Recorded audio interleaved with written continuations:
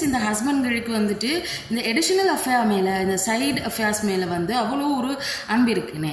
Actually இது இந்த கேள்வியில் ஒரு திருத்தம், அன்பு இல்லை, அதுக்கு பேர் ஈர்ப்பு. இந்த ஈர்ப்பு வரக்கூடிய காரணம் என்னென்னு சொன்னால், எதெல்லாம் சீக்ரெட்டாக இருக்கோ அதெல்லாம் இன்ட்ரெஸ்டிங்காக இருக்கும்.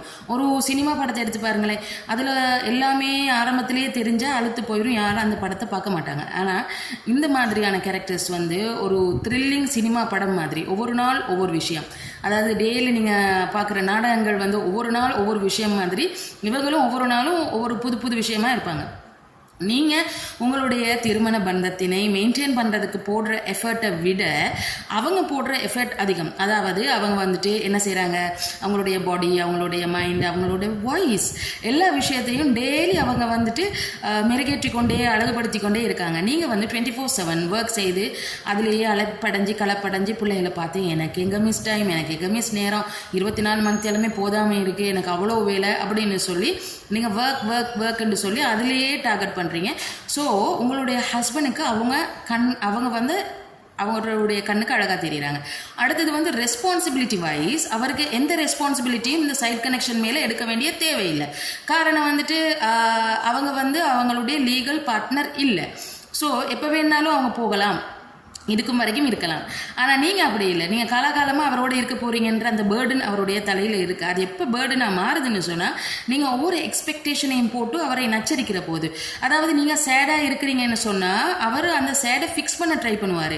ஆனால் நீங்கள் என்ன எக்ஸ்பெக்ட் பண்ணுவீங்கன்னா, அந்த சேடாக இருக்கிற அந்த சேட் போகிறதுக்கு அவர் ஒரு பொக்கே, ஒரு சாக்லேட், அந்த மாதிரியான விஷயங்கள்லாம் கொண்டாந்து பெரிய ஆர்ப்பாட்டமாக இருக்கணும், என்ன பர்த்டே டேட்டட் நினைவு வச்சு எனக்கு சர்ப்ரைஸ் பண்ணணும். இதெல்லாம் வந்து எல்லா வைஃபும் அப்படி நினைக்கிறது இல்லை. ஆனால் பெரும்பாலும் நினைக்கிறதால இப்போ இவருக்கு அது ஒரு கன்ஃபியூஷன், என்னடா இது எப்போ பார்த்தாலும் ஒரு பேர்டனாகவே இருக்குது, எனக்கு தேவை இதை ஃபிக்ஸ் பண்ணணும். ஆனால் அவங்க அதையும் தாண்டி இருக்கிற பல விஷயத்தையும் யோசிக்கிறாங்க. ஸோ அவங்களுடைய பிரெயின் வந்து use it or loose it, அதாவது தேவையான விஷயங்களை மட்டும் வச்சுக்கும், தேவையில்லாத விஷயங்களை வந்து லூஸ் பண்ணும். அதுக்காக உங்கள் சம்மந்தமான விஷயங்கள் வந்து தேவையில்லைன்னு நான் சொல்ல வரல. அளவுக்கு அதிகமாக நீங்கள் உங்களுடைய எக்ஸ்பெக்டேஷனை போட்டு திணிக்கும் போது அது அவங்களுக்கு ஓவர் பேர்டனாக இருக்குது. ஆனால் அந்த சைட் கனெக்ஷன் அங்கே இருக்கிறவங்க அவங்களுடைய எல்லா விஷயங்களையும் அவங்களுக்குள்ளேயே வச்சுக்கொண்டு எது அழகாக இருக்கோ அதை மட்டும் கொடுப்பாங்க, எது தேவையோ அதை மட்டும் செய்வாங்க. அதீதமான கேள்வி கேட்க மாட்டாங்க, ஏன்னா அவங்களுக்கு அந்த கேள்வி கேட்க வேண்டிய அவசியம் இல்லை.